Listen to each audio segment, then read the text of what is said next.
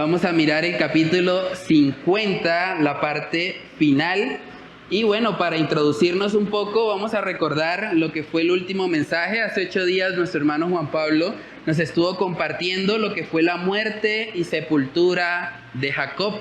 Vimos algunos aspectos interesantes ahí en esa narrativa final. Vimos cómo Jacob, el último de los patriarcas, él hasta el último aliento de su vida se esforzó por recordarle a sus hijos la palabra de Dios, por recordarle los mandamientos. Eso es un gran testimonio para nosotros, especialmente para los padres, que el anhelo de nuestro corazón sea guiar a nuestros hijos, aún en el último aliento de vida, guiarlos conforme a la palabra de Dios.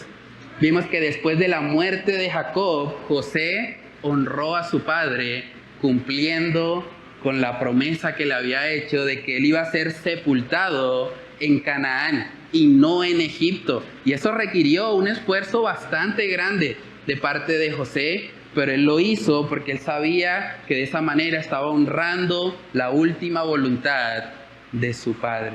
Y algo interesante que vimos ahí en la primera parte del capítulo 50 fue precisamente la prominencia del entierro. El entierro de Jacob fue uno de los eventos más impresionantes del mundo antiguo. De hecho, los historiadores coinciden en que probablemente este entierro fue el más honorable de todo el mundo antiguo, porque los restos de Jacob fueron desplazados hasta Canaán. Personas de Egipto que estaban acompañando a José en medio de su duelo se desplazaron hasta Canaán para participar de este entierro. Y las personas, moradores de Canaán, que conocían también a Jacob, estuvieron allí presentes. Entonces fue un evento extraordinario. De hecho, hoy en día aún tenemos registro del lugar donde Jacob fue enterrado. Vamos a ver una imagen donde podemos apreciar un poco eso, lo que fue la tumba de Macpela. Este es el lugar conocido ahí en la frontera que hay entre Israel y Palestina. Este es el lugar conocido como la tumba de los patriarcas. Aquí están sepultados Abraham con Sara, está sepultado también Isaac con Rebeca y está sepultado Jacob con Lea. Y es muy interesante porque cuando uno mira un poco acerca de la historia, se puede dar cuenta de que este lugar en particular, a lo largo de 2000 años, ha sido el centro de un conflicto bélico entre Israel y Palestina. Llevan 2000 años peleándose este sitio, tratando de alguna manera de tener el control de este sitio. De hecho, en estos mismos momentos que estamos compartiendo esta enseñanza, hay aún una zona de tensión ahí, porque es una de las zonas más peleadas, porque es un lugar sagrado tanto para el judaísmo como para el mundo musulmán. Pero saben que a la luz de la palabra de Dios y a la luz del cristianismo bíblico, para nosotros como cristianos, ese lugar no tiene más trascendencia que simplemente su valor histórico. De pronto es útil para conocer un poco más acerca de la historicidad de la Biblia, pero más allá de eso, no representa algo espiritual para los cristianos. Porque nosotros sabemos que Abraham no está ahí. Nosotros sabemos que Isaac no está ahí. Jacob no están ahí sepultados. Ellos creyeron con la mirada puesta en una promesa.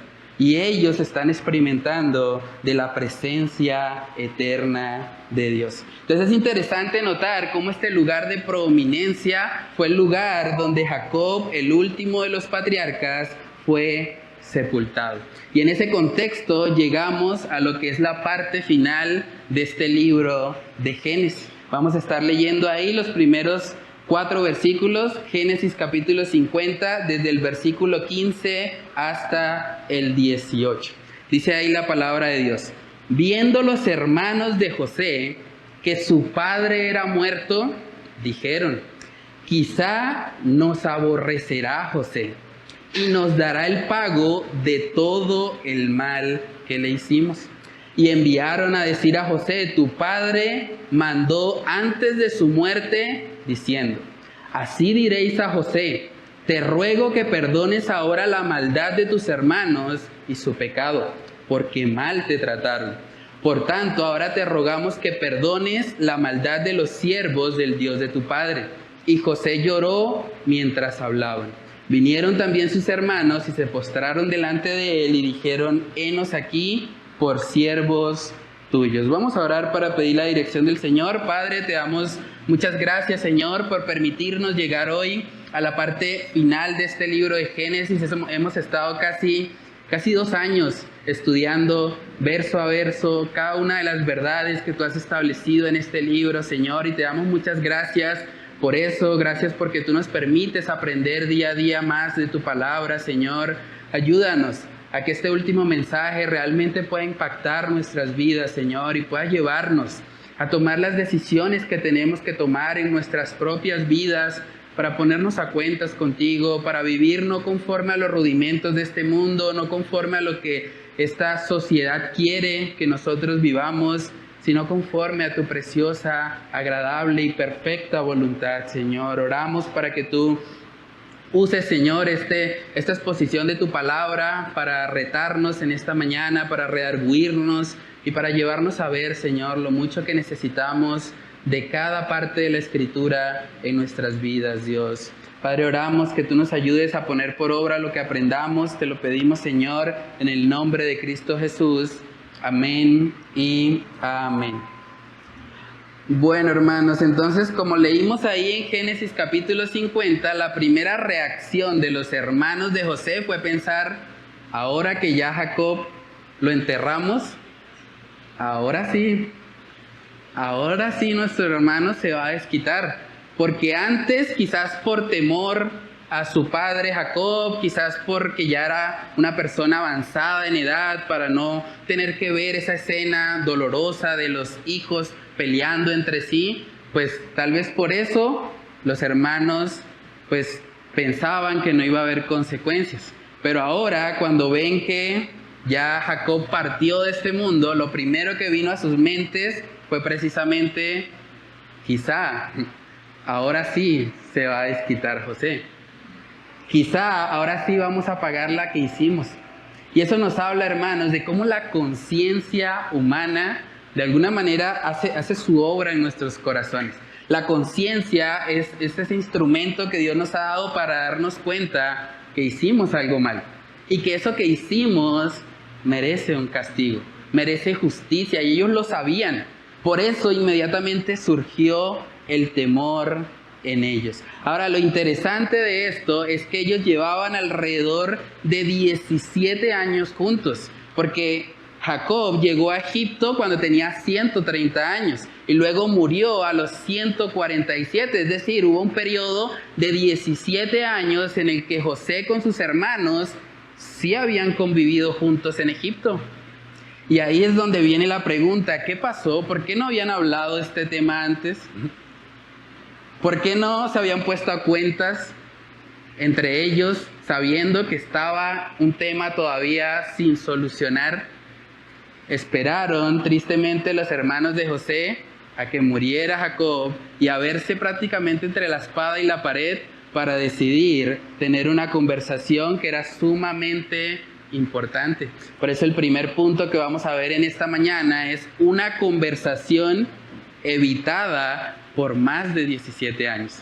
Una conversación evitada por más de 17 años. Había algo entre ellos. Ellos no habían estado a cuentas, no se habían pedido perdón. Vimos un encuentro de José con sus hermanos, pero cuando ese encuentro ocurrió, la reacción que tuvieron los hermanos fue simplemente quedarse sin palabras al ver después de tanto tiempo a José.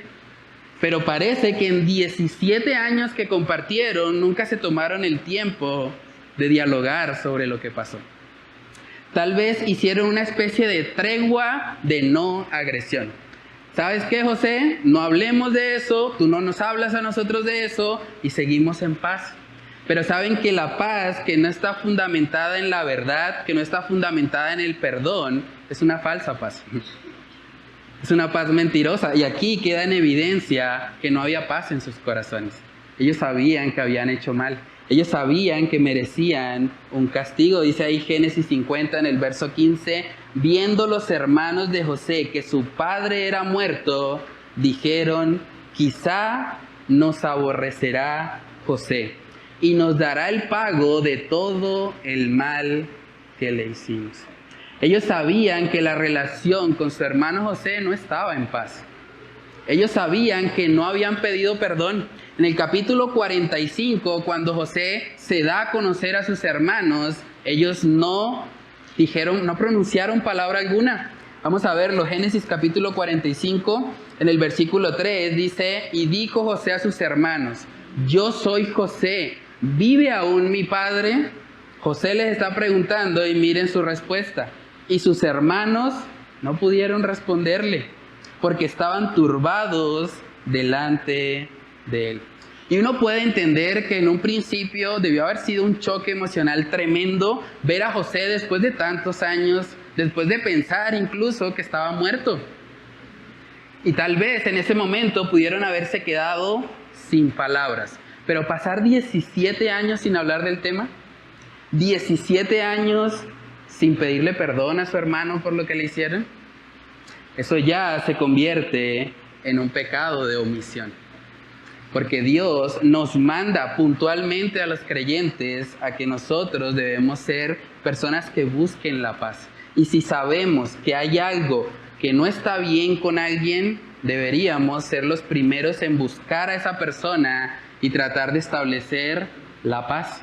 Dice Romanos capítulo 12, en el versículo 18, dice: si es posible, en cuanto dependa de vosotros, estad en paz con todos los hombres. En cuanto dependa de nosotros, debemos estar en paz con todos los hombres. Entonces surge la pregunta: ¿por qué esperaron hasta la muerte de Jacob? ¿Por qué no lo hicieron inmediatamente después de estar allá en Egipto? ¿Por qué no lo hicieron durante 17 años que tuvieron la oportunidad de hacerlo? ¿Saben por qué? Porque en el corazón humano muchas veces preferimos una falsa paz a lidiar con los conflictos.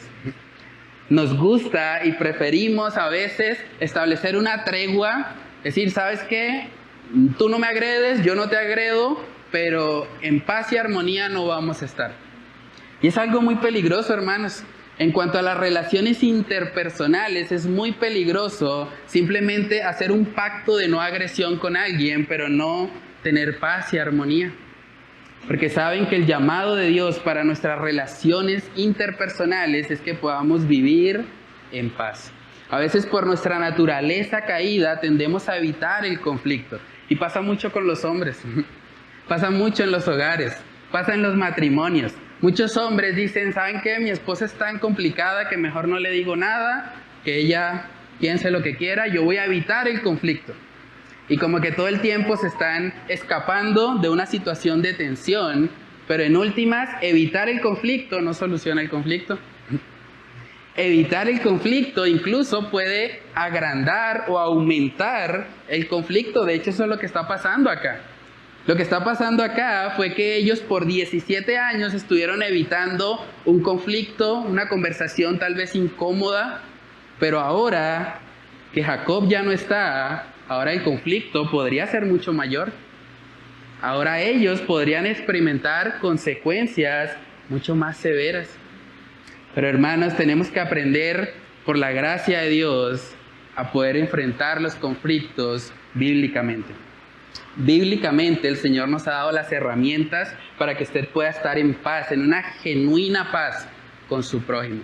Para que en los hogares no tengan que vivir haciendo un pacto de no agresión, haciendo una tregua, pero viviendo cada uno vidas independientes, sino que puedan vivir en genuina armonía, que puedan vivir en un matrimonio donde sean una sola carne, como es el diseño de Dios para el hogar. Es posible esto cuando lo hacemos a la manera de Dios. Dice ahí en Génesis capítulo 50, en el verso 16, dice: y enviaron a decir a José. Miren lo que hicieron estos personajes. Enviaron a decir a José: tu padre mandó antes de su muerte, diciendo: así diréis a José, te ruego que perdones ahora la maldad de tus hermanos y su pecado, porque mal te trataron. Por tanto, ahora te rogamos que perdones la maldad de los siervos del Dios de tu padre. Y José lloró mientras hablaban. Es muy probable, hermanos, que ellos inventaran esa historia. Ellos acababan de hablar con Jacob. Si Jacob tuviese algo que decirles, se los hubiese dicho antes de morir. O por lo menos les hubiese dicho, les dejé un recado con alguien, cuando yo me muera, escuchen a ese alguien. Pero no vemos nada de eso en la Escritura. Parece más bien que por la situación de conflicto, por el temor a lo que podía suceder, siendo José el segundo al mando en Egipto, teniendo el poder suficiente para acabarlo si así lo quería, entonces ellos decidieron inventarse esta historia y decir, ¿sabes qué, José? Lo que pasa es que tu papá, ese papá que tanto amas, ese papá por el que nosotros creemos que no nos hiciste nada en estos 17 años, él dejó un último recado. No solamente él quería que lo enterraran allá en Canaán, él también quería algo muy importante, y es que nos perdones. No se atrevieron ellos a ir directamente y a dar la cara y a poder afrontar lo que había pasado. Pueden ver, hermanos, cómo evitar el conflicto solo termina aumentándolo. Evitar el conflicto a largo plazo siempre va a ser peor. Por eso tenemos que pedirle al Señor sabiduría para poder lidiar con las situaciones conflictivas que llegan a nuestra vida. Si después de que José se le reveló a sus hermanos, ellos hubiesen tenido un espacio para hablar sobre el problema, probablemente no tendrían que llegar a este extremo. Ellos no tuviesen que haber llegado a este punto de tener tal vez que inventarse una historia, y hubiesen podido hablarlo como hermanos que eran, hermanos de sangre que podían llegar a un acuerdo. Hermanos, tenemos que tener mucho cuidado. Las relaciones interpersonales para Dios son muy importantes y debemos procurar, en cuanto dependa de nosotros, estar en paz con todos. Hebreos capítulo 12, vamos allí. Hebreos capítulo 12, en el versículo 14, este es un texto también muy conocido. Hebreos capítulo 12, verso 14, dice ahí la palabra de Dios: seguid la paz con todos y la santidad, sin la cual nadie verá al Señor. Yo no sé por qué, pero mucha gente cuando cita este pasaje solo cita la última parte. Solo dice, sin santidad nadie verá al Señor. Y eso es cierto, eso está ahí en la Escritura, pero el texto completo empieza diciendo, seguid la paz con todos. Eso quiere decir que para vivir en santidad tengo que seguir la paz con todos. Una persona que dice, es que yo soy cristiano y la Biblia dice que sin santidad nadie verá al Señor, así que yo no voy a participar de las cosas de este mundo, yo no me voy a juntar ni siquiera con mi esposa porque ella no es cristiana, con mis hijos porque son impíos, porque yo voy a vivir en santidad. Si una persona hace eso, está viviendo en pecado, porque no está buscando la paz con todos. No está buscando la paz con su propia familia, con su esposa, con sus hijos. Es muy importante tener cuidado y examinar todo en su debido contexto.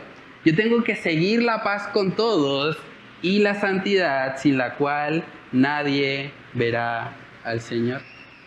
Es muy importante trabajar, y Dios está interesado en nuestras relaciones interpersonales. Mateo capítulo 5, versos del 23 al 24.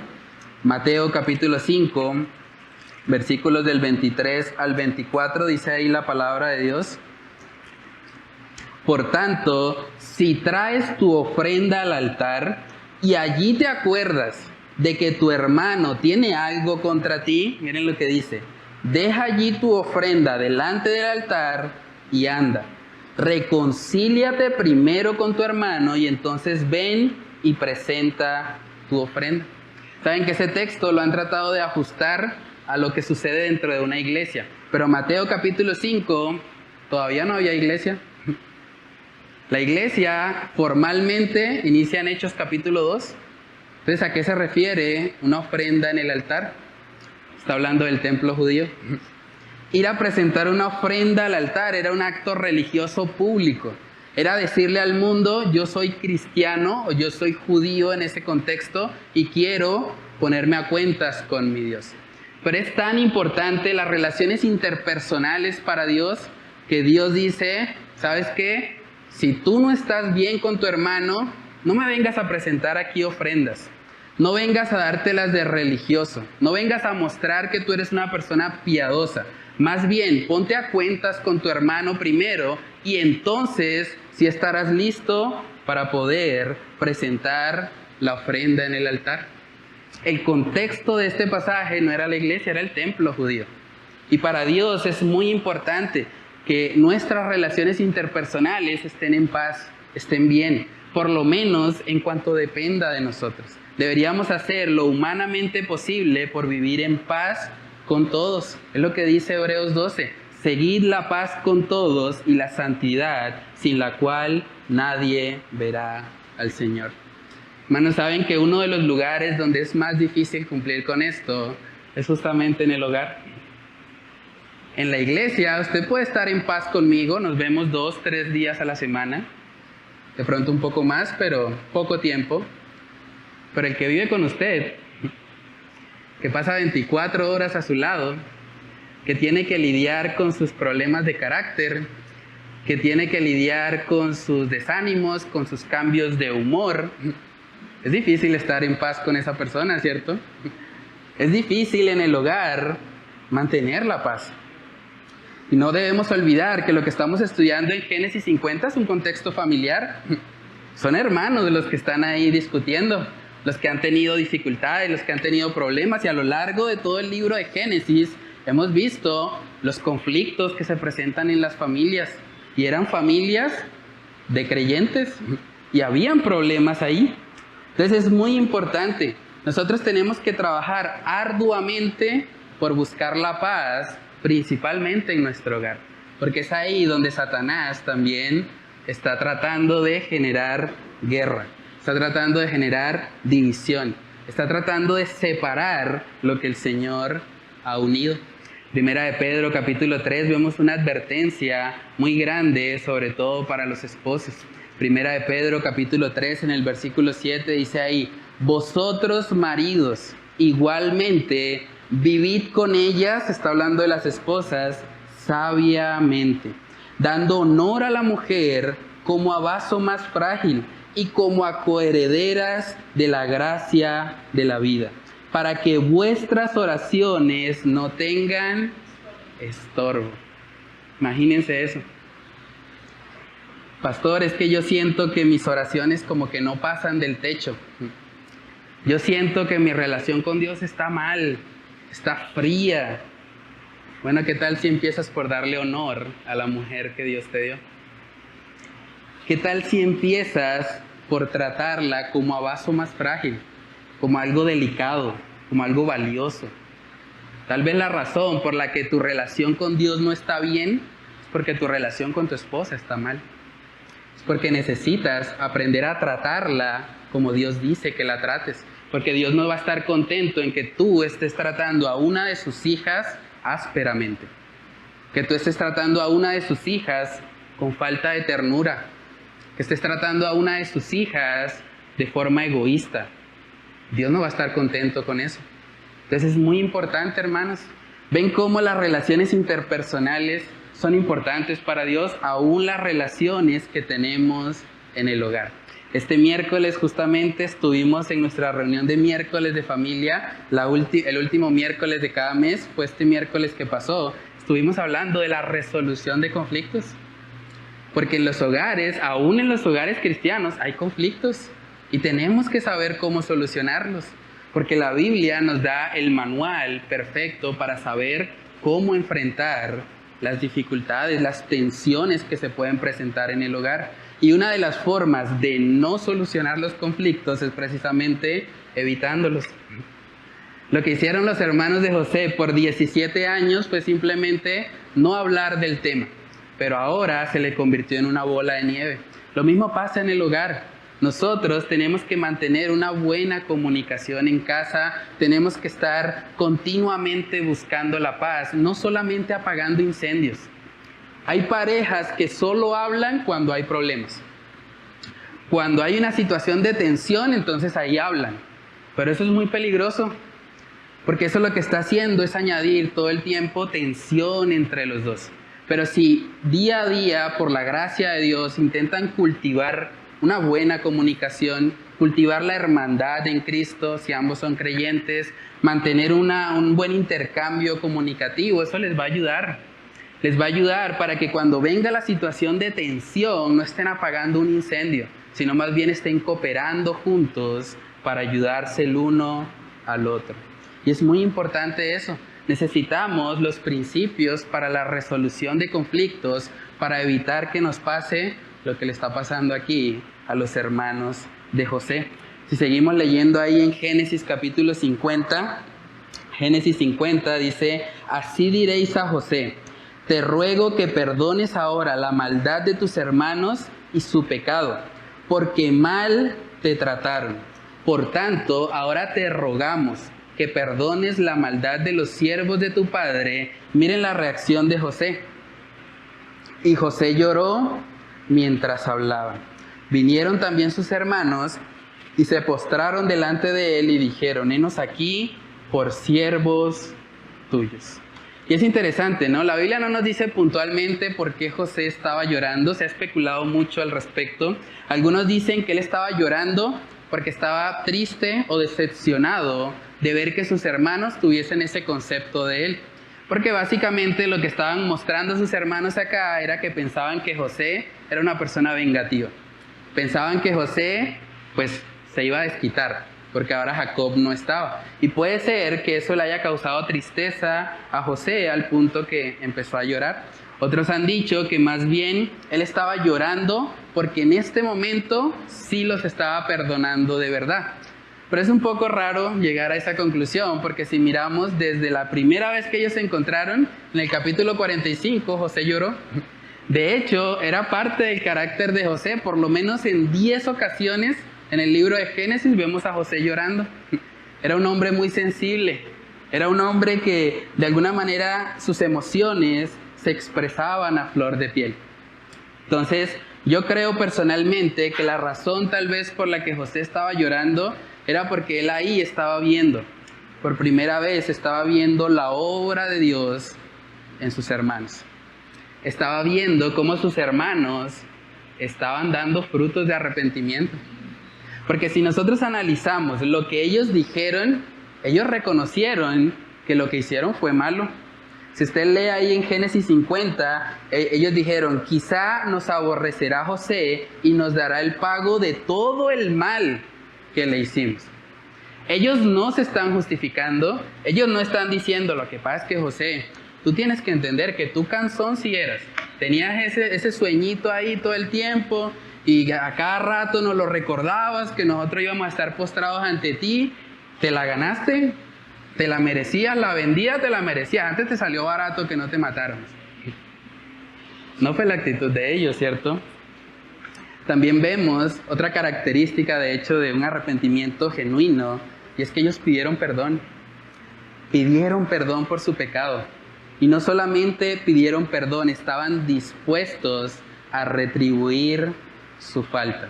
En el verso 18 dice: vinieron también sus hermanos y se postraron delante de él y dijeron: henos aquí por siervos tuyos.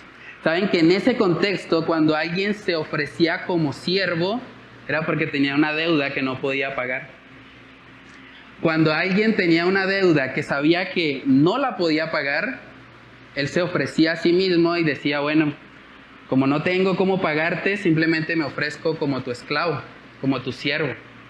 Y los hermanos de José le están diciendo a José: ¿sabes qué, José? Nos ofrecemos como tus esclavos.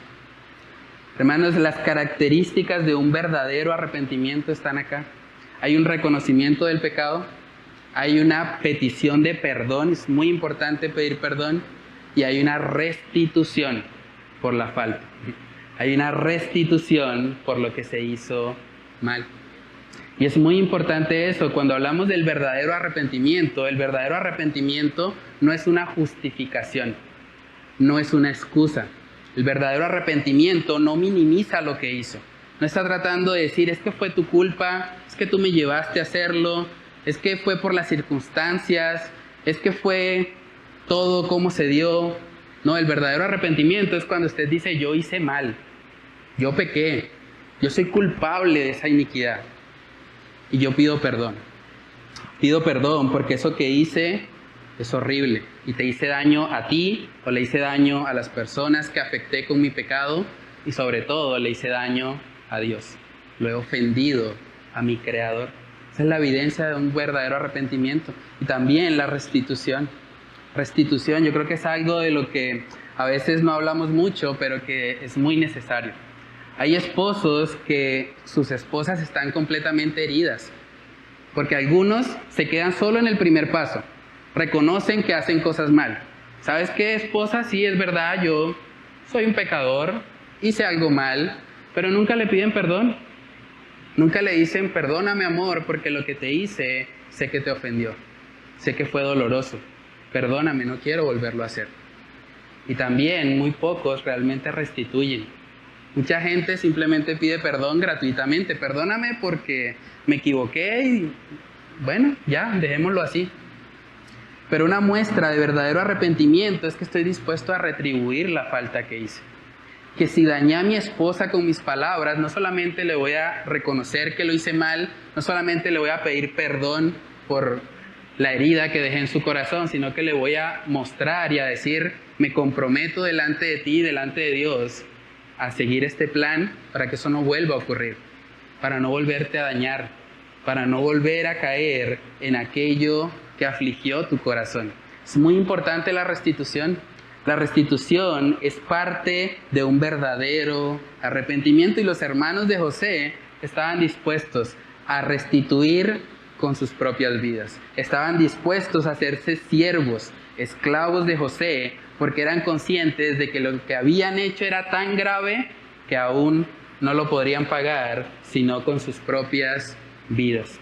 Entonces, hermanos, preguntémonos a manera de reflexión en este primer punto, ¿qué conversación tienes tú pendiente de hace años atrás y te estás haciendo el sano, como dicen mis estudiantes? Estás haciendo el sano para no hablar, para no tener una conversación incómoda tal vez o difícil. Es muy importante. Yo creo que en un grupo como este es muy probable de que haya conversaciones pendientes. Tal vez no hace 17 años, pero tal vez hace 6 meses. Tal vez hace 2 años. Tal vez hace 5 o 10 años, incluso tal vez más de 17 años. Tal vez hace mucho no te hablas con alguien, tienes una mala relación y decidiste hacerte el sano. Decidiste dejarlo así. Eso yo para qué me doy mala vida. Pero lo que Dios dice en su palabra es que tú debes buscar la paz. Tal vez tú debes hablar con alguien. Tal vez la aplicación de este mensaje para tu vida hoy es que tengas que hacer una llamada al final de este servicio. Tal vez tengas que hablar con tu cónyuge, tal vez tienes que hablar con un hermano o una hermana, tal vez es con un hijo con el que ya no te hablas o tienes muy mala relación, tal vez es un tío, un sobrino, no lo sé, pero debes examinarte. ¿Cómo están tus relaciones interpersonales? ¿Cómo están tus relaciones familiares? O incluso, ¿cómo están tus relaciones con hermanos en la fe? Es triste a veces escuchar cristianos que no se hablan entre sí. No, es que ese hermano me cae mal. Es que esa hermana dijo algo que me ofendió. Y entonces yo prefiero estar de lejitos con ella. Eso no es lo que vemos en la Escritura. Lo que vemos en la Escritura es que los hermanos en la fe son familia. Son hijos de un mismo Padre y procuran la paz. Pregúntate también, ¿tú estás enfrentando bíblicamente los conflictos o los estás enfrentando carnívoramente? Queriendo morder a tu contrincante o haciéndolo en tu propia carne. ¿Cómo enfrentas tú los conflictos? ¿Tú tienes herramientas para cuando tú estás en desacuerdo con tu esposa llegar a la paz? ¿Tú sabes cómo es el camino para la resolución de conflictos? ¿En tu hogar hay paz? ¿O hay una tregua de no agresión? ¿O son socios simplemente en el hogar? Pagan las cuentas, hablan de vez en cuando lo estrictamente necesario, pero cada uno por su lado. ¿Ese es el modelo de matrimonio que estás viviendo? Pregúntate también, ¿tienes los 3 ingredientes de un verdadero arrepentimiento? Reconocer el mal, pedir perdón y retribuir la falta. ¿Tienes los 3 ingredientes o te has quedado solo en el primero? Es muy importante preguntarnos eso. Ahora, esto no es un checklist que usted va a decir, bueno, como el pastor dijo que un verdadero arrepentimiento son 3 ingredientes, entonces voy a hacerlo así. No, eso tiene que ser de adentro, tiene que ser sincero, tiene que ser genuino. Tú tienes que reconocer que hiciste mal, no de labios para afuera, tiene que ser una convicción real en tu vida y en tu corazón. Hermanos, lo siguiente que podemos ver en nuestro texto base de hoy es la respuesta de José. Y yo creo que este es el clímax de este libro.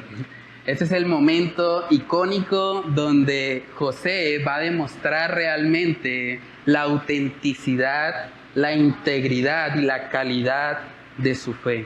Lo segundo que podemos ver en esta mañana es que José da una respuesta centrada en Dios. Una respuesta centrada en Dios, hermanos, y yo no sé cómo puedo enfatizar esto más, pero esto es lo que nosotros necesitamos. Vivir una vida centrada en Dios es lo que nos va a ayudar a poder lidiar con el conflicto. Es lo que nos va a ayudar a poder perdonar aún aquellos que nos quieren quitar la vida, como fue el caso de los hermanos de José. Porque en algún momento su intención era matar a José. Después, por la intercesión de Judá, fue que decidieron venderlo. Pero ellos querían matarlo. ¿Cómo puedo amar? ¿Cómo puedo perdonar a aquel que sé que me quiso matar? Que sé que si hubiese tenido la oportunidad, si hubiesen existido las armas en este momento, tal vez me hubiese disparado. ¿Cómo perdono a alguien así? ¿Cómo amo a alguien que sé que se presentó como mi enemigo? Saben que la única forma es teniendo la mirada puesta en Dios. Génesis capítulo 50, en el versículo 19, miren lo que respondió José. Y le respondió José, no temáis, ¿acaso estoy yo en lugar de Dios? Vosotros pensasteis mal contra mí, mas Dios lo encaminó a bien para hacer lo que vemos hoy, para mantener en vida a mucho pueblo. Ahora pues, no tengáis miedo, yo os sustentaré a vosotros y a vuestros hijos. Así los consoló y les habló al corazón. Nótese que José no les contestó, pero llevaban 17 años sin decirme nada, ¿no? Ahí sí calladitos. Estaban esperando que se muriera José. Claro, ahora sí vienen, ¿no? Él no les sacó eso en cara. José no les dijo, claro, porque saben que yo estoy en el poder, porque saben que les conviene, es que me están buscando. Donde yo no tuviera este cargo de eminencia, me venderían otra vez. Están pintados ustedes. Él no hizo eso. Tampoco condicionó el pecado. Bueno, pues primero van a tener que hacer algo para mí, para decidir si los perdono o no. No hizo nada de eso. José entendió, sin haberlo leído, porque eso está en el Nuevo Testamento, José entendió el principio que vemos en Romanos capítulo 12. Romanos capítulo 12, versículo 19, dice ahí la palabra de Dios, no os venguéis vosotros mismos, amados míos, sino dejad lugar a la ira de Dios, porque escrito está, mía es la venganza, yo pagaré, dice el Señor. Así que si tu enemigo tuviere hambre, dale de comer. Si tuviere sed, dale de beber. Pues haciendo esto, ascuas de fuego amontonarás sobre su cabeza. No seas vencido de lo malo, sino vence con el bien el mal. José no les pagó con la misma moneda, no se vengó, no sacó provecho de su posición de autoridad en Egipto, sino que él demostró con una fe genuina, con una mirada puesta en Dios, él demostró que su confianza no estaba puesta en retribuirle al otro lo que le hizo o en vengarse. Más bien, él mostró, Dios está al control de eso. ¿Soy yo acaso Dios para vengarme de ustedes? Dios me guarde de eso. Más bien, la actitud de José fue la actitud que debemos tener como cristianos. No vengarnos, sino dejar lugar a la ira de Dios. Dios conoce cada situación injusta que sucede en nuestra vida. Y Dios ha de dar a cada cual lo que merece. Eso lo enseña la palabra. Dios es justo. El juez es Dios, no nosotros. Entonces, cuando entendemos eso, vamos a poner en evidencia realmente dónde está nuestra confianza. Hermanos, y esto no se trata simplemente de tener un conocimiento teórico acerca de Dios. Evidentemente, José conocía quién era Dios, conocía la soberanía de Dios, que Dios estaba al control de todas las cosas, pero no solamente tenía un conocimiento intelectual al respecto. José tenía una relación con Dios, y al tener esa relación con Dios, él pudo actuar así, porque solo con conocimiento teórico él no hubiese podido hacer lo que hizo. Tener conocimiento doctrinal no significa o no es igual a tener madurez espiritual. Y lo que había en José era tanto conocimiento como madurez. Y es algo que necesitamos en nuestras propias vidas. Porque tristemente algo que estamos viendo hoy en día en nuestra sociedad es que muchas personas dicen ser cristianas, incluso usan el léxico cristiano, saben algunos principios cristianos, pero sus obras contradicen lo que hablan. Y eso es lamentable. Lo que había en José no era simplemente un conocimiento teórico, era realmente una convicción real, experiencial con Dios. Y al poder vivir esa relación con Dios, él podía dar de gracia lo que por gracia había recibido. Efesios capítulo 4, versículos del 31 al 32, ahí vemos la clave para el perdón. Hermanos, tenemos que entender que el perdón, al igual que el amor, es una elección. Usted no siente perdonar, usted elige perdonar. Hay una diferencia en eso. Lo que José hizo fue decidir perdonar a sus hermanos. Él no está obviando lo malo que ellos hicieron. De hecho, él lo llamó por su nombre. Él dijo, vosotros pensasteis mal. Lo que ustedes hicieron fue malo. José no trató de minimizar eso, ni decir que no fue tan grave, que es que éramos tan jóvenes, es que no sabíamos lo que hacíamos, no. Él llamó las cosas por su nombre, pero pudo perdonar. ¿Y saben por qué? Porque aplicó el principio que vamos a ver en Efesios 4:31. Dice ahí, quítense de vosotros toda amargura, enojo, ira, gritería y maledicencia, y toda malicia. Antes, óigase bien, sed benignos unos con otros, misericordiosos, perdonándoos unos a otros, y miren el estándar, como Dios también os perdonó a vosotros en Cristo Jesús. Hermanos, la clave para perdonar las ofensas que recibimos es recordar que hemos sido perdonados en Cristo Jesús. Déjame preguntarte con el mayor respeto del caso, ¿quién eres tú para no perdonar? ¿Quién eres tú? Si tú eres un cristiano que ha sido salvado por pura gracia, porque merecías el infierno, ¿quién eres tú para negarle el perdón a alguien que te ofende? ¿Quién eres tú para decir, yo no voy a perdonar a aquel que me hizo daño, a aquel que me hirió? ¿Quién te crees? Si tú eres creyente, si tú has recibido la gracia de Dios, tú estás llamado a dar de gracia lo que por gracia has recibido. Tú, así como has sido receptor de una gracia que no merecías, también debes poder perdonar a otros. Y debes estar dispuesto a dar de gracia lo que por gracia has recibido. Hermanos, saben que este tipo de situaciones son las que ponen en evidencia nuestra fe. Lo que pone en evidencia nuestra fe no es cuánto conocimiento teórico tenemos, no es si podemos resolver un examen de teología. Eso lo puede hacer hasta el diablo. El diablo tiene conocimiento doctrinal, dice la palabra. Judas probablemente podía resolver un examen de teología. Pero lo que verdaderamente pone en evidencia la calidad y autenticidad de nuestra fe es cuando estamos puestos a prueba, cuando tenemos que perdonar a los que nos ofenden. Eso es verdadera teología. Eso es teología experiencial. Es ahí donde se va a poner a prueba realmente qué es lo que hay en nuestro corazón. Si es cierto eso que hablamos, eso que predicamos, que hay que perdonar, que hay que bendecir a nuestros enemigos, que hay que amarlos. Es muy importante que en estos momentos podamos poner en evidencia nuestra fe. Dice Primera de Juan capítulo 4. Primera de Juan capítulo 4, en el versículo 20, dice ahí la palabra de Dios: si alguno dice, yo amo a Dios, y aborrece a su hermano, es mentiroso. Pues el que no ama a su hermano a quien ha visto, ¿cómo puede amar a Dios a quien no ha visto?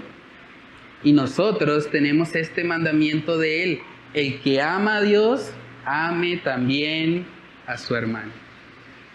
Tal vez tú piensas que eres cristiano porque te gusta escuchar sermones. No, es que a mí me gusta aprender, a mí me gusta la predicación expositiva. Tal vez tú piensas que eres cristiano porque escuchas videos de Juan Manuel Vaz, porque escuchas videos de Sugel Michelén, porque escuchas videos de Miguel Núñez, y tú piensas, como me gustan las predicaciones, entonces soy cristiano. Pero ¿sabes que la Biblia no dice eso? Lo que es una marca distintiva de tu cristianismo no es si te gusta escuchar predicaciones, no es si puedes resolver un examen de teología, no es si te sabes el cuestionario de la Reforma Protestante. Eso no es lo que marca distintivamente tu alma. Lo que marca a un cristiano es el amor. El amor. Si alguno dice que ama a Dios y aborrece a su hermano, es mentiroso. Así se haya visto todos los sermones de YouTube. Así se haya estudiado todas las teologías sistemáticas que existen. Si dice que ama a Dios y aborrece a su hermano, es un mentiroso. Y eso debe llevarnos a examinarnos. Porque tal vez tú crees que eres cristiano, pero por razones equivocadas. Tal vez tú crees que eres cristiano porque te gusta ir a la iglesia. Tal vez tú crees que eres cristiano simplemente porque te interesan estos temas de la Escritura, te interesa leer un poco más acerca de la Biblia, pero si no tienes amor, tal vez tú no eres cristiano. Si tú no puedes amar al que te ofende, al que te hace daño, al que quería con intención dañarte, tal vez no eres cristiano. Tal vez tú no has conocido la verdadera gracia de Dios. Si yo le preguntara a las personas que están alrededor de tu vida, ¿ellos dirían que tú los amas? Si vamos a hacer una prueba para mirar la calidad o la autenticidad de su fe, las personas más cercanas a tu vida, si yo les preguntara, ¿ellos responderían que tú les amas? No que les amas sentimentalmente, que les amas como Cristo, sacrificialmente, estando dispuesto a renunciar a tus privilegios, a lo que a ti te gusta, a tu comodidad, por el bien de ellos. ¿Realmente podrían decir ellos eso? Saben que José amó a sus hermanos sin que ellos lo merecieran. No había nada en los hermanos de José que los hiciera merecedores del amor de José, pero aún así José decidió hacerlo. Porque la mirada de José no estaba puesta en lo que le hicieron. La mirada de José no estaba simplemente en un conocimiento teórico acerca de Dios. La mirada de José no estaba simplemente en una canción. La mirada de José estaba puesta en el Dios soberano. Y esa verdad había impregnado su vida, había impregnado su corazón, al punto que él pudo decir la frase icónica del libro. Génesis 50, verso 20. Vosotros pensasteis mal contra mí, mas Dios lo encaminó a bien, para hacer lo que vemos hoy, para mantener en vida a mucho pueblo. Hermanos, esto no es simplemente una frase doctrinal. Esto salió del corazón de José. Esto era algo que había impactado su corazón. Una visión correcta de la soberanía de Dios nos enseña a sufrir correctamente. Una visión correcta de la soberanía de Dios nos enseña a sufrir correctamente.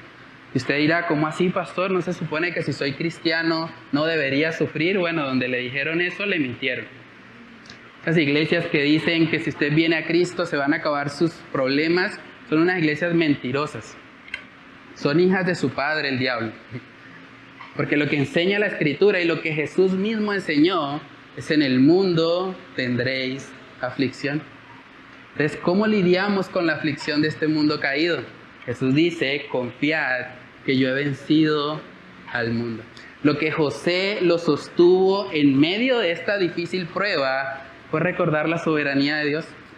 Fue recordar que Dios está en su trono, que Dios está al control, y aunque sus hermanos quisieron hacerle daño, Dios lo encaminó para bien, para salvar a mucho pueblo.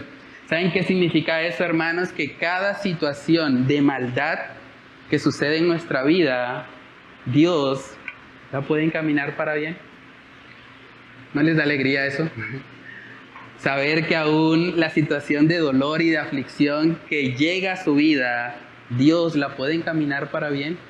Sea para la salvación de pronto de los que no conocen a Dios, o sea para la santificación de sus hijos. Y usted me dirá, pastor, o sea que el cáncer puede ser encaminado para bien. Sí, bíblicamente sí. Pastor, o sea que una crisis económica, perderlo todo, perder todo mi patrimonio, ¿eso puede ser usado para bien? Sí. En las manos del Dios soberano, sí. Pastor, o sea que la incredulidad de mi esposo, llevo luchando contra ese hombre, es un cabezón, es un terco, y yo le hablo y él sigue obstinado en su posición y no cambia, ¿eso Dios lo puede usar para bien? Sí. A la luz de la palabra, sí.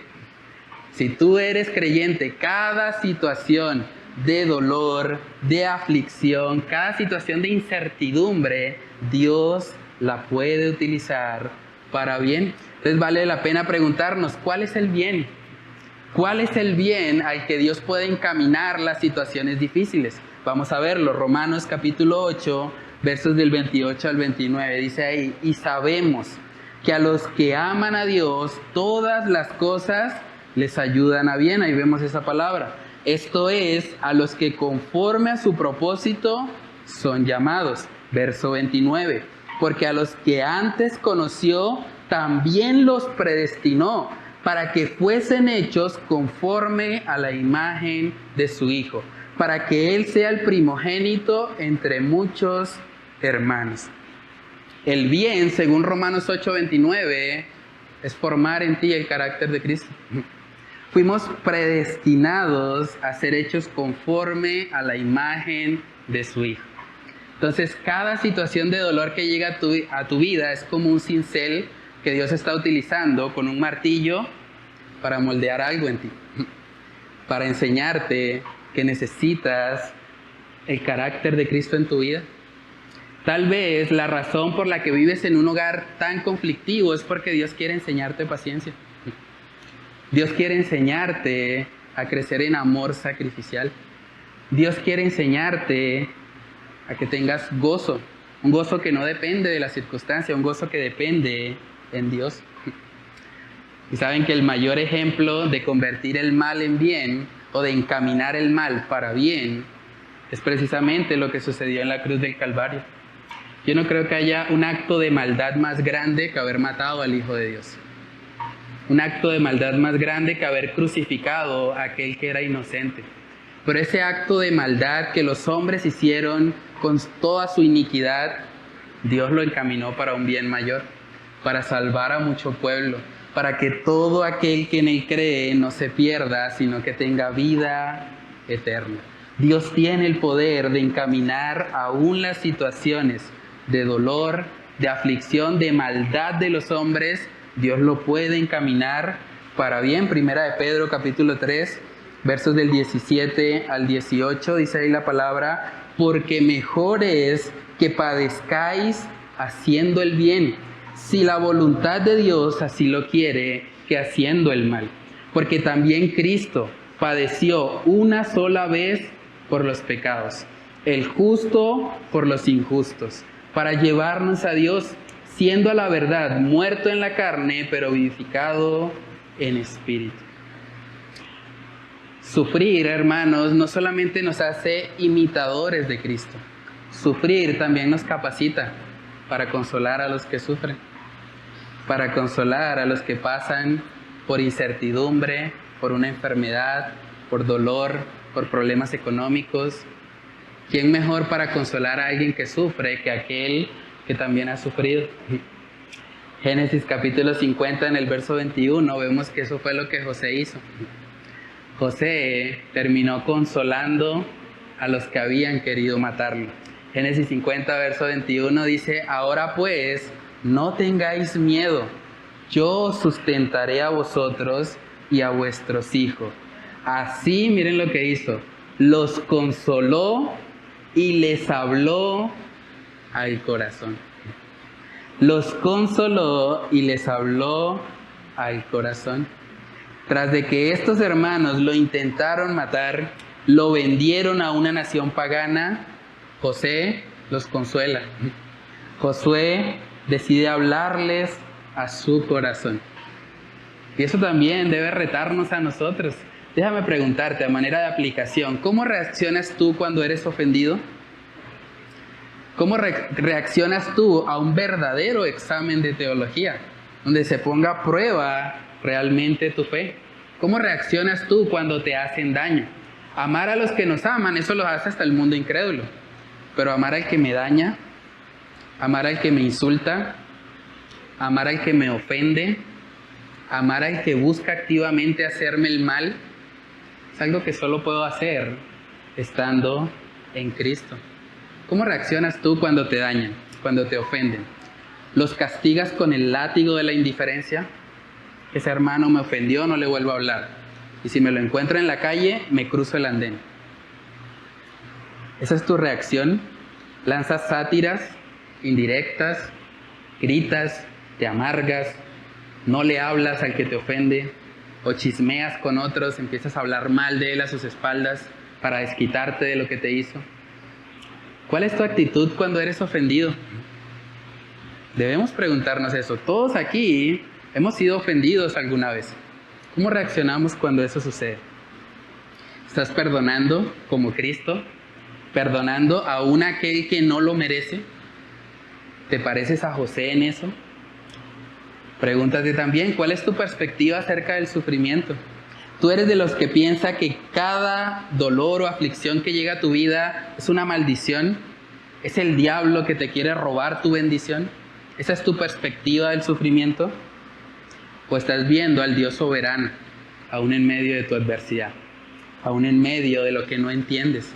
Porque saben, es fácil decir esto habiendo leído el libro de Génesis, pero decir esto en medio de la incertidumbre, decir esto cuando no sabes si vas a vivir el día de mañana, cuando no sabes si el cáncer que te diagnosticaron es terminal, cuando no sabes si la crisis económica en la que estás es definitiva y no te vas a poder levantar. Cuando estamos en incertidumbre, requiere fe creer esto. Requiere fe creer que ese mal, que ese dolor y que esa aflicción Dios lo va a encaminar para bien. Cuando vemos el final de la historia, claro, ahí es fácil decirlo. De hecho, el mismo José le costó. José dijo esto finalizando el libro. Durante 26 años que estuvo lidiando con el hecho de haber sido vendido, él no estaba diciendo esta frase. La dijo ya al final, después de un trato especial de Dios en su vida. Y yo creo que necesitamos muchas veces también ser tratados por Dios para poder creer las verdades bíblicas. Porque es fácil ser cristiano acá. Es fácil ser cristiano de memoria, simplemente de conocimiento teórico. Pero llevar el cristianismo a la práctica es algo que solo podemos hacer en el poder de Dios. Pregúntate también, ¿tú tienes la capacidad de consolar a aquel que te ofende? ¿Tú tienes la capacidad de bendecir al que te hace daño? ¿Tú tienes la capacidad de sustentar? Porque fue lo que José hizo. Los sustentó a ellos, a sus hermanos y a sus hijos. Si tú tuvieses la capacidad económicamente para sustentar a alguien que te ha ofendido, ¿lo harías? Aquel que es tu enemigo, ¿le darías de comer? ¿Le darías de beber? ¿Podrías hacer eso? Hermanos, lo que vemos aquí en la vida de José es teología de la más alta calidad. Es teología práctica, es teología vivida. Y es el llamado también que tenemos como creyentes. Pero saben que a pesar de lo bonito que es la historia de José, a pesar de todo lo que hemos aprendido en este libro de Génesis, al final, ¿saben cómo termina la historia de José? en muerte. El tercer y último punto en esta mañana es que José también se murió. José también se murió. Abraham se murió, Isaac se murió, Jacob se murió y José no se escapó de eso.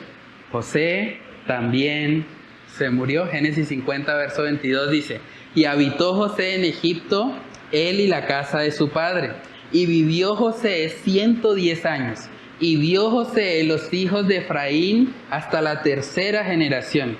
También los hijos de Maquir, hijo de Manasés, fueron criados sobre las rodillas de José.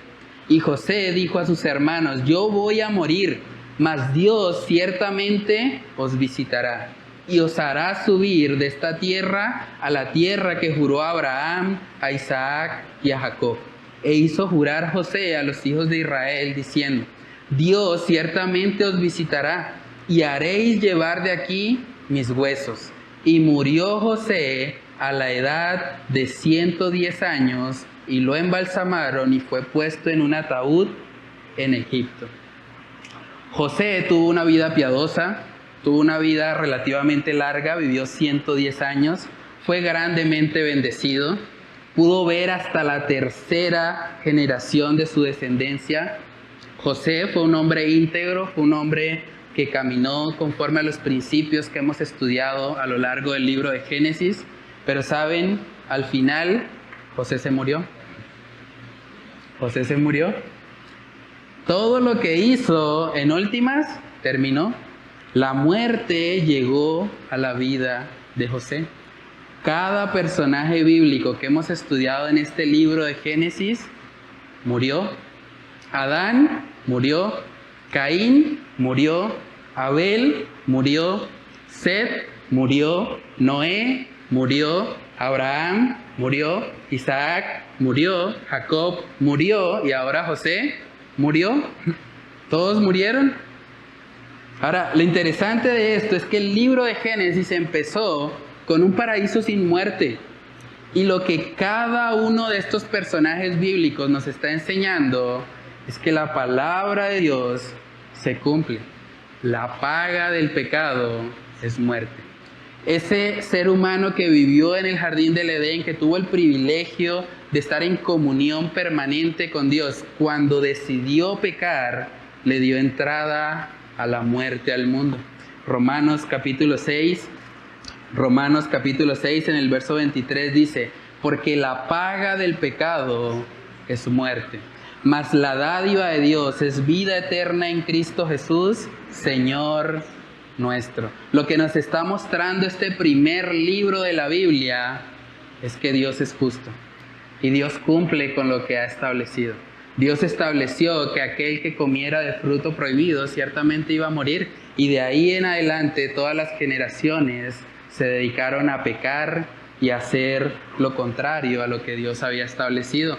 Y por eso cada uno de estos personajes bíblicos murió. Ahora, hermanos, a veces no nos gusta pensar mucho en la muerte, pero no solamente los personajes bíblicos de Génesis murieron. No solamente ellos tuvieron que lidiar con eso. Nosotros un día vamos a morir. Un día yo voy a morir. Un día el hermano Ernesto va a morir. Un día el hermano Diver va a morir. Un día el hermano Ricardo va a morir. Un día el hermano Miguel va a morir. Un día el hermano Juan Pablo va a morir. Y un día cada uno de ustedes, así no me acuerdo ahorita de todos los nombres, va a morir. Es una realidad. Y lo que nos está enseñando de manera general este libro de Génesis es que va a pasar. Va a pasar. Un día tú vas a morir.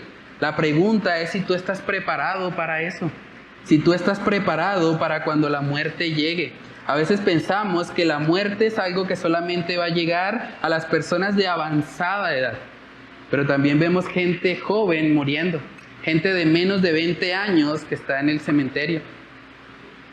La pregunta es si tú estás listo para la muerte. Hebreos capítulo 9, verso 27 dice: y de la manera que está establecido para los hombres que mueran una sola vez y después de esto el juicio, así también Cristo fue ofrecido una sola vez para llevar los pecados de muchos y aparecerá por segunda vez sin relación con el pecado para salvar a los que le esperan. Déjame preguntarte honestamente, si tú murieras hoy, ¿estás listo para este juicio? Si ocurriera una tragedia y todos quedáramos aquí sepultados, un terremoto y todos quedáramos aquí bajo escombros, ¿tú estás listo para encontrarte con Dios? ¿Tú estás listo para que eso suceda? Es una pregunta que debemos hacernos con seriedad, porque cada personaje del libro de Génesis, por más piadoso que haya sido, al final murió y tú también vas a morir. Y debes preguntarte, ¿estás listo para la muerte? ¿La muerte sería una tragedia para ti? ¿O la muerte sería, como el apóstol Pablo dice, una ganancia para ti? ¿Qué legado estás dejando hoy? Si alguien evaluara tu vida hasta hoy, ¿podría decir que tú viviste para Dios? ¿Podría decir que el enfoque de tu vida no estuvo en lo terrenal, no estuvo en los afanes de este mundo, sino que estuvo en el Señor? ¿Podría genuinamente decir eso alguien que observa tu vida? Hermanos, José se encargó también de dejarle una comisión a sus hijos. José, al igual que Jacob, quiso asegurarse de que su muerte no pasara simplemente desapercibida, sino que él les pidió algo especial. Ahí en Génesis capítulo 50, en el verso 25, dice: e hizo jurar José a los hijos de Israel diciendo: Dios ciertamente os visitará y haréis llevar de aquí mis huesos. Y murió José a la edad de 110 años y lo embalsamaron y fue puesto en un ataúd en Egipto. Lo que José pidió básicamente fue que sus huesos fuesen enterrados en Israel. Y eso es un acto de fe, porque hasta este momento Israel no existía. Hasta este momento simplemente ellos estaban siendo gobernados por Egipto. Pero él sabía en fe, a pesar de que José nunca recibió directamente la promesa de Dios, la promesa que venía para la descendencia de Abraham, Isaac y Jacob, él la conocía. Y puso su confianza en eso a tal punto que le dijo a sus hermanos y a sus hijos que sus restos, sus huesos, fuesen enterrados en Israel. Una tierra que no existía. De hecho, en la promesa que Dios le dio a Abraham, decía que 400 años después era que ellos iban a recibir esa tierra. Y lo interesante de esto es que cuando miramos más adelante en el Pentateuco, nos podemos dar cuenta que los hijos cumplieron con esa petición. Los hijos de José lo honraron así como él había honrado a su padre Jacob. Josué capítulo 24, vemos el momento en el que se enterraron los huesos de José. Dice Josué 24, verso 32, y enterraron en Siquem los huesos de José. Hasta que no llegaron a la tierra de Siquem, no fue enterrado José. Dice ahí que los hijos de Israel habían traído de Egipto en la parte del campo que Jacob compró de los hijos de Hamor, padre de Siquem, por 100 piezas de oro, y fue posesión de los hijos de José. Hermanos, el cumplimiento de esta palabra fue 400 años después de la muerte de José. ¿Eso qué quiere decir? Que durante 400 años la descendencia de José estaba llevando los huesos de José, los estaba trasladando, tenían la tumba encima. Eso implica que cuando la siguiente generación preguntara, ¿esa tumba de quién es? ¿Quién es ese muerto que traen ahí? Era una oportunidad para que se pudiese hablar del personaje de José. Para que aún 400 años después las generaciones conocieran lo que Dios había hecho con este personaje. Eso nos habla de una persona intencional. José fue intencional en glorificar a Dios con su vida. Aún fue intencional en glorificar a Dios con su muerte.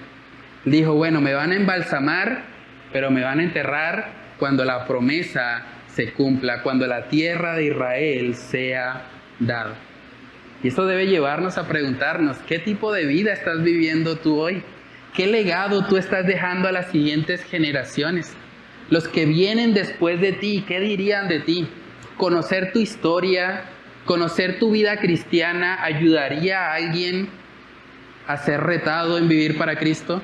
¿Ayudaría a alguien a que realmente no viva para las cosas pasajeras de este mundo, sino que viva para Dios? ¿El centro de tu vida es Dios o eres tú? ¿O vives para ti mismo? ¿O vives simplemente para lo que a ti te afana y para lo que a ti te preocupa? Hermanos, este libro de Génesis empezó presentándonos un paraíso sin muerte y termina mostrándonos la cruda realidad de la muerte.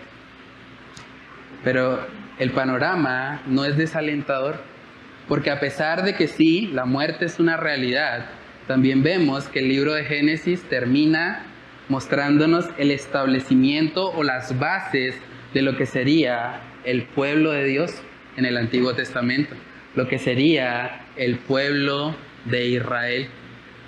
No obstante, a pesar de ser una familia conflictiva, con problemas, todo lo que hemos estado estudiando detalladamente en este libro, Dios utilizó a estos personajes para establecer al pueblo de Dios en la tierra. Y de la misma manera hoy Dios establece una iglesia.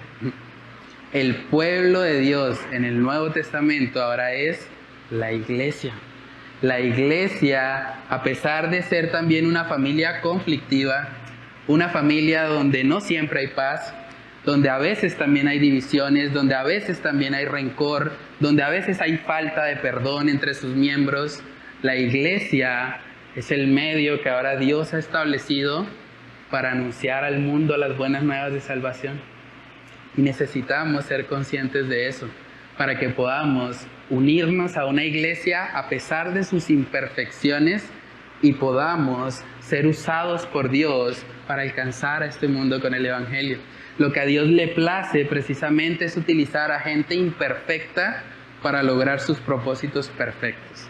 Y ahora esto que vemos en el libro de Génesis de alguna manera se traslada a lo que nosotros tenemos que hacer hoy como iglesia. Y eso es básicamente la introducción de lo que va a ser la nueva serie que iniciaremos el próximo domingo, donde hablaremos de la iglesia. La iglesia, una familia también conflictiva, también con sus problemas, pero que está llamada por Dios a ser el instrumento para anunciar las buenas nuevas de salvación. Entonces, hermanos, para finalizar vamos a leer un texto que está en Juan capítulo 5. Juan capítulo 5, en el versículo 24, vimos que el libro de Génesis termina con una muerte física, pero la muerte física no es una tragedia si estamos en Dios. La muerte física, si estamos en Dios, de hecho, es ganancia, dice el apóstol Pablo. Dice Juan capítulo 5, verso 24, de cierto os digo, el que oye mi palabra y cree al que me envió, tiene vida eterna, y no vendrá a condenación, mas ha pasado de muerte a vida. Ha pasado de muerte a vida. Dios ha hecho provisión para que la muerte no sea una tragedia para ti. Para que la muerte sea la oportunidad para unirte eternamente con Él. Pero para que eso suceda hay dos condiciones. Dice ahí el texto, de cierto os digo, el que oye mi palabra, tal vez tú has estado oyendo este mensaje, tal vez te has identificado con algunas partes de la historia de José, pero no basta con eso. Dice, el que oye mi palabra y cree al que me envió, tiene vida eterna. El que oye mi palabra y cree. La pregunta es, ¿has creído en Cristo? ¿Has creído en Cristo para vida eterna? ¿Has creído que en tus obras no puedes salvarte? ¿Has creído realmente la promesa que Él ha hecho de que todo aquel que en Él cree no se pierde, sino que tiene vida eterna? ¿Tú has creído eso en tu corazón? Porque si lo has hecho, para ti la muerte no es una tragedia. Para ti la muerte, de hecho, es una gran bendición, porque vas a unirte eternamente con tu Salvador. Simplemente te estás adelantando a lo que va a ocurrir a todos los seres humanos, a lo que va a ocurrir a cada uno de nosotros si Cristo no viene antes. Entonces que el Señor nos ayude, hermanos, a poder ver la muerte no como una tragedia, sino más bien como el medio que Dios ha establecido para unirnos con Él, para restablecer ese propósito original que Él tenía desde el principio, desde el jardín del Edén, que podamos estar eternamente disfrutando de su presencia. Vamos a orar. Padre Celestial, te damos muchas gracias por este libro de Génesis, gracias porque nos reta, Señor, a vivir realmente para lo que tiene valor eterno. Ayúdanos a recordar, Señor, que por más vidas moralmente correctas que vivamos, al final todos vamos a morir. Al final todos tendremos una cita con esa muerte, Señor. Ayúdanos, Señor, a prepararnos para ese día. Ayúdanos a vivir hoy siendo conscientes de que este mundo es efímero, de que en menos de lo que canta un gallo, Señor, podremos estar viviendo ya nuestra entrada a la eternidad. Ayúdanos, Dios, a poder ser conscientes de eso para poder vivir vidas fructíferas para ti, para poder vivir entendiendo, Señor, que no vale la pena atesorar rencor en nuestros corazones hacia nadie. No vale la pena estar enojados, estar amargados, estar de pronto evitando conflictos, haciendo que se vuelvan cada vez más grandes. Ayúdanos a recordar, Señor, que más bien debemos vivir para aquello que es eterno, para aquello que tiene un valor que trasciende más allá del polvo, más allá de nuestras propias vidas, Señor. Ayúdanos, Padre amado, a poder atesorar las verdades bíblicas que hemos aprendido hasta hoy, Señor, que esta historia de José no sea simplemente información para nuestras cabezas, que esta historia de José pueda retarnos a perdonar, pueda retarnos a poder dar de gracia lo que por gracia hemos recibido. Que si hay personas acá que tal vez tienen una relación conflictiva con algún familiar, con algún ser querido, que tal vez han estado evitando alguna situación de conversación, Padre, que tú uses este mensaje para convencerles de la importancia que tiene, Señor, el estar en paz con todos, el poder seguir la paz como dice tu palabra. Ayúdanos, Señor, a ser conscientes que para ti las relaciones interpersonales son importantes y que por lo tanto, Señor, estamos llamados a vivirlas en paz, armonía, en unidad, Señor, como tu palabra nos enseña. Padre, te damos gracias porque nos muestras a través de este libro de Génesis cómo tú puedes usar a una familia con tantos problemas, con tantos pecados, Señor. Tú los usaste para establecer la nación que iba a anunciar al mundo las buenas nuevas, que iba a anunciar al mundo que en Cristo hay salvación. Padre, ahora de la misma manera oramos para que tú nos ayudes también como iglesia y para la nueva serie que vamos a iniciar el próximo domingo. Ayúdanos a entender que a pesar también de nuestros pecados, a pesar de nuestras debilidades, a pesar de nuestras falencias como iglesia, estamos llamados por ti también a ser una nación santa, a ser una nación apartada para ti, una nación que le muestre al mundo dónde está el pan de vida, dónde está el agua que sacia verdaderamente su sed. Ayúdanos, Dios, a poder ser la iglesia que tú quieres que seamos, a poder cumplir con el llamado que tú nos haces como congregación, como familia en la fe, para glorificar tu nombre tanto dentro de las cuatro paredes como fuera de ellas, Señor. Padre, ayúdanos, Señor, a ser conscientes de esta responsabilidad y ayúdanos a vivirla, entendiendo, Señor, de que es parte del propósito que tú tienes para con cada uno de nosotros en nuestras vidas, Dios. Padre, oramos para que tú nos ayudes a poner por obra las verdades que hemos aprendido en este libro de Génesis. Te lo pedimos, Señor, todo en el nombre de Cristo Jesús. Amén y amén.